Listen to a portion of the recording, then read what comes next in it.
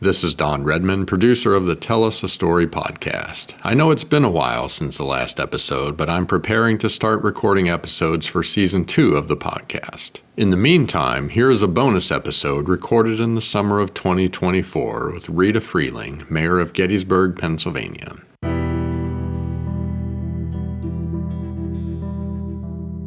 Welcome to Tell Us a Story, the podcast dedicated to the stories that connect us through our shared life experiences, as well as the stories that reveal the sometimes stark differences. Only by truly listening to one another can we bridge the gaps that divide us, fostering empathy, respect, and kindness for one another. In this bonus episode, the Mayor of Gettysburg, Pennsylvania, Rita Frealing, shares her multifaceted journey through life that led her to become the Mayor of Gettysburg, a childhood dream come true. So sit back and listen while Rita takes the time to tell us a story.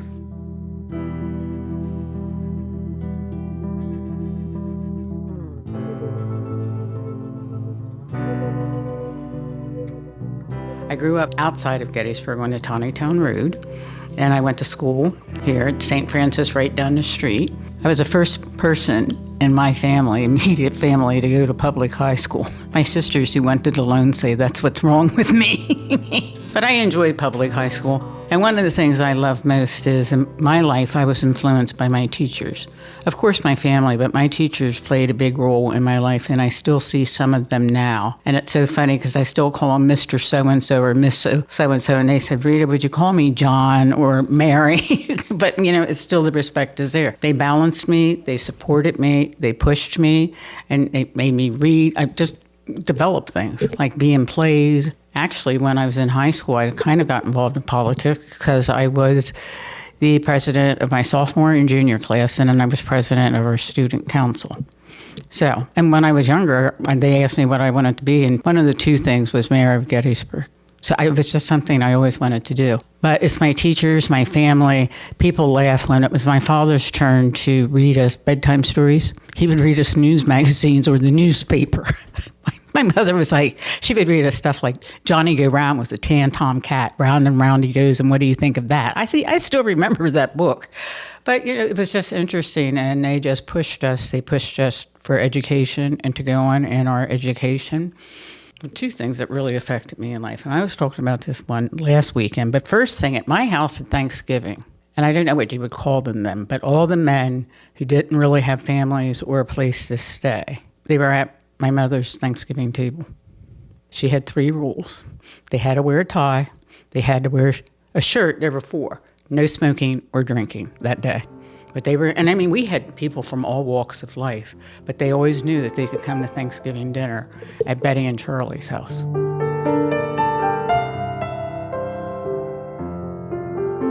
I remember when the church in Birmingham blew up and those 4 little black girls were killed. That affected me. That scared me. I told my mom I didn't want to go to church because I'm a kid. I'm 6 years old. And she goes, Rita, you can't be afraid. And she was just like that. She also volunteered on boards. If I remember right, she was the first person in Survivors. And she just dragged me around places with her. And she was, I think it's called a nurse's aide at the hospital. That was just in her. That was her nature. But she was also the one that pushed education for us, but because she grew up dirt poor. See, maybe that was it too. Dirt poor, like with a dirt floor in their house. Her mother died when she was younger. She had to quit school in the 8th grade to take care of her younger siblings. But she was always compassionate. Before that too, she was a cleaning woman. I remember that because she used to take me to work with her. And I'm named after the woman she worked for, Rita Knox, who was a doctor's wife. But my mother is just, I think it was just something, because she knew where she came from and how hard. And I think it was when she was 76 years old, she got her GED. She just didn't give up. And she just always pushed for us, especially the girls, to get a higher education.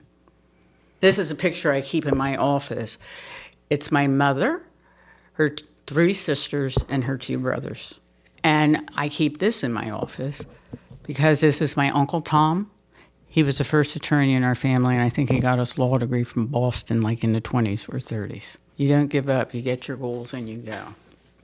And I can say this, I think my grandfather was what they call he was a con man, a carny man. So, it all blends together. What can you say? I'm not going to sit here and act like, ooh, boo. And I hate to say this. I think I had some moonshiners in my family. But, hey, what else were they going to do?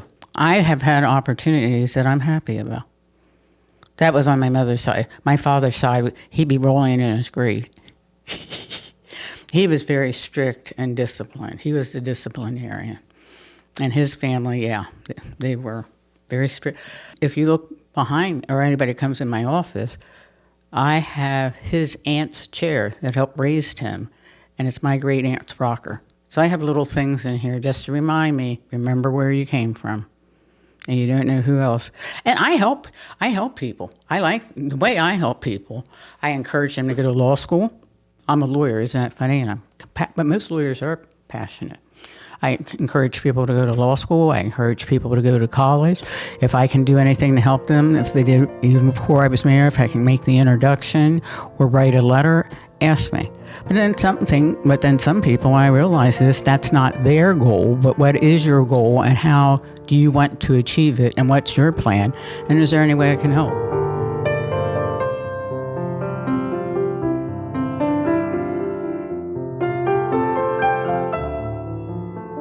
When I was a news reporter, now maybe it was just for a brief period of time, I got to interview Alex Haley, who wrote Roots. I got to interview Julian Bond, Senator Specter. I mean, I got to meet a lot of people, and they said, you should really write down all the people you have met and interacted with in your life.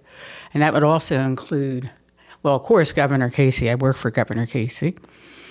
But during one event, we were in a church graveyard in Philadelphia, and Caspar Weinberger was there. I mean, I've just had the fortunate to be able to meet and interact with people in life. Television was fun. That was back, though, when they wanted reporters to have the flat, broken Midwestern accent. I listen to reporters now, and I'm like, dang nabbit, I want to be like that. But I had to take elocution lessons because my accent, and they said, you're not using your tongue.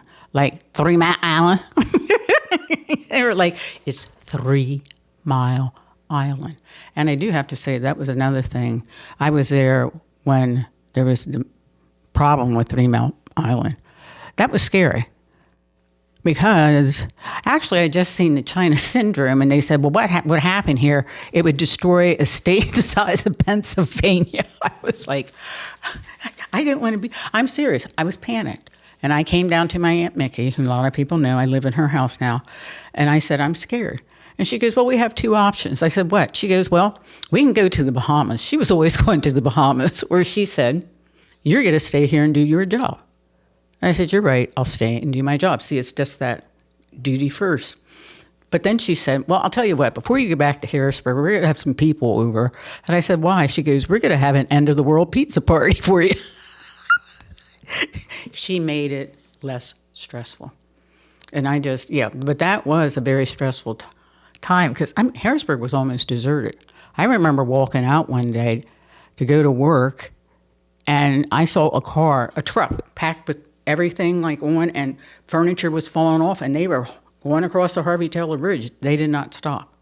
It was a fascinating job working as a reporter in Harrisburg and then working for a governor, because you just had opportunities that you just can't believe. And even as mayor, I'm meeting people that it's just amazing, and just nice people.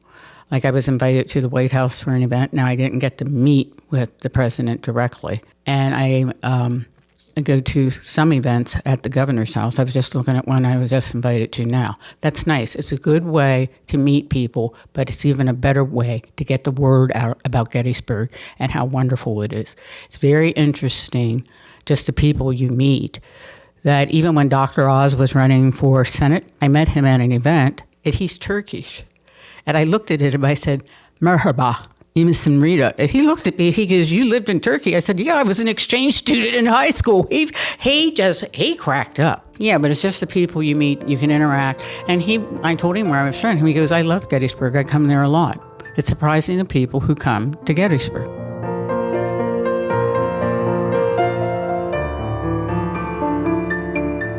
I was fortunate to have some wonderful, as I call, bosses. Peter, who was the vice chancellor for the state system of education, he said, Rita, I am not your boss. I am your direct report supervisor. He taught me a lot. He did a man named Pat Carroll, who I worked with at the TV station, and also President Judge Kleinfelder when I worked in Dauphin County. And that's an interesting thing, too. I've had this in life. Everybody said, well, you're not going to get away along with him. I said, why? And they said, he's a racist. One of the best bosses I ever had. And when I, once again, had to go to his funeral, his wife hugged me and whispered in my ear that I always held a special place in his heart. So you form your own opinions. You have to. Another woman I worked with, she was good. She passed away. I'm getting to that point. They told me she was a racist. So one day she and I were sitting there, and we were talking, and I worked in domestic relations. I was talking about this different names that people give their children. And she looked at me, she goes, what do you think about somebody naming their child Avon? I was like, oh, ding dong, Avon calling. And she goes, no, Rita, his name was Avon. What happened? Her husband, Ed, coached football. And this kid had a troubled home, and his mother was going to move and take him somewhere. And Ed said, Diane, can we bring him in? And he was an African-American kid. Diane said yes. They helped him get through high school. He went to West Virginia University, even though I'm a Penn Stater, played football there. I forget where he played professional football for, and now has some kind of furniture company in Florida. But people just made a perception about her. I try to form my own perceptions and feelings. And I think I get that. I know I get it from my parents and my mother. She did not. Oh, she was something. When the Klan was protesting here in Gettysburg, if I remember this right, they were at what was the cyclorama at the beginning of the path. I called my mother, and I said, Mother, you're still not walking your dog there every morning. And she goes, yes, I park in the parking lot, I get out, and I walk my dog. I said, what do you say? She goes, I say good morning. They say good morning. They said, isn't that a cute dog? And she goes, yes, she is, and walks on. And I was like, what? She goes, well, I have my rights, and they have their rights too. She goes, I'm not stopping what I'm doing. So yeah, it was just that kind of upbringing. But I have been blessed, but I also have to say there have been some hard times too. But you have to go on. That was yesterday. Deal with it, learn from it. Because I did have some bosses who didn't like me. I was like, why don't you like me? I'm a nice person. But, some things work out and some things don't. I'm sorry, direct report supervisors. But I have been very fortunate to work with people who have imparted their skills to me. One person was John Taylor, who was referred to as the Dean of Journalism. He really taught me how to write. He would critique my stuff when I was a deputy press secretary. And then one day he was doing something, and he goes, well, is it which or that? And I said, you told me last week I was supposed to use that. And he goes, you're learning. I was just trying to trick you or something like that. I was like, ah. I had the fortunate of working for a Philadelphia senator from West Philadelphia. So I learned a lot from Senator Hughes.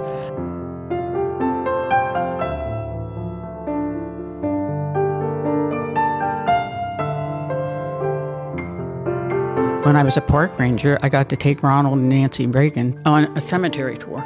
Life can give you interesting things, and I say go for it. Now, Mary, my friend I mentioned, she said, Rita, I never told you this. I said, I don't know, but life isn't a round-trip ticket that I know of, and I want to enjoy it. That's why I've had so many experiences. Once, just for a year, it was fun. I was a flight attendant and did turnaround trips to Boston. We went from Harrisburg to Allentown, Bethlehem, Easton, ABE, and into Boston, and then turned around. And you work 2 weeks on and 2 weeks off. A great job. You get inexpensive tickets. And once again, I met a really nice group of people. So as I said, I had some hard times, and I know other people have hard times, and you don't know what they're going through. So try to be kind, or if you can't be kind, avoid them. Or and let bygones be bygones. But if somebody wants to not like me, that's fine. Everybody's not going to like me. My girlfriend, Mary, I have to mention her. We've been married. We've been friends since we were 6 years old. And she likes to point out she's a year younger. She goes, I was 5 and you were 6. But she has been something, because I can talk to her about anything, and I know it won't go any further. And she's just been a good thing of support for me. And where that goes is she and I were talking, and she goes, Rita, you and I expect everybody to like us. But the truth of the matter is everybody's not going to like us. So get over it. I was like, ooh, that came from nice little mellow Mary. Yeah. And I just have to attribute her as a friend. She was adopted from Ireland, and just within the last 2 years, she found her real birth mother. She just got back from Ireland. She goes 2 times a year, and I think that's wonderful. So, she never gave up hope, and she found her birth mother. As I said, I don't expect people to agree with me, but please respect me. And I will not always agree with you, but I will respect you. And I think that's very important. Now, sometimes I'm looking at them thinking, you're pushing it. But, we're not all going to agree, but respect each other. Just respect people. I have friends who have completely opposing political views to me. I still talk to them. And they said, you're one of the few people that talk to us. I said, it's not very bad, but, I know people left, right, middle. I'm going to respect your view. And if I don't agree with you, please respect that I don't agree. Life is just a mystery. You never know when you're going to end up. And I was talking, and I'll say this, and I mean this sincerely. You never know what curves life is going to throw at you. Because when I'm talking to homeless people, I could be homeless. Just if in a flip of a switch, if I have a stroke or something, I have a problem. So, I think that's why we need to look at people and help. And the other thing I don't know, I found the love of my life at 65 years old, I think I was. And also follow your heart. I guess we were really just together for 4 months and we decided to get married. People were saying, you don't know him, you can't marry him, you need to take your time. I'm glad I married him. He passed away 13 months later. Go with your heart.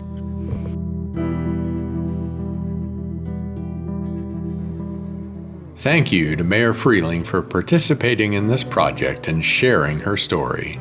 Please review the show notes for more information about this podcast. You can also visit us at tellasastory.info.